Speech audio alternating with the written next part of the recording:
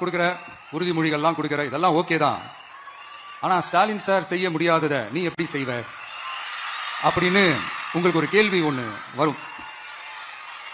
அது சிம்பிளா ஒண்ணே ஒண்ணு சொல்றேன். இப்பதான் ரீசெண்டா அதை பத்தி நான் முழுமையா ஒண்ணு தெரிஞ்சுக்கிட்டேன். நம்ம மாநிலத்துக்கான மொத்த பட்ஜெட் வந்து 4.39 லட்ச கோடிகள். அதுல 30% ஸ்டாலின் சார் டாக்ஸுக்கு போகுது. இது என்னடா புது டாக்ஸ் கேக்குறீங்களா?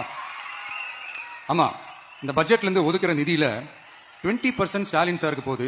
அதுல 10% அவங்க மந்திரிங்களுக்கு போகுது. மொத்தமா 30% ஆச்சா? கவர்மெண்ட்டுக்கு தான் வரி கொடுப்பாங்க.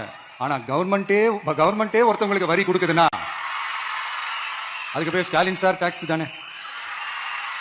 இதை விட நாகரிகமா நீங்க அடிக்கிற கொள்ளையும் நீங்க அடிக்கிற ஊழலையும் சொல்ல முடியாது. மக்களுக்காக ஒதுக்குற பணத்தை நீங்க அப்படியே சைட்ல ஒதுக்காம மொத்த பணத்தையும் மக்களுக்கே செலவு பண்ணிட்டா ஒரு சூப்பரான நல்ல அரசாங்கத்தை கொடுக்கலாம்ல.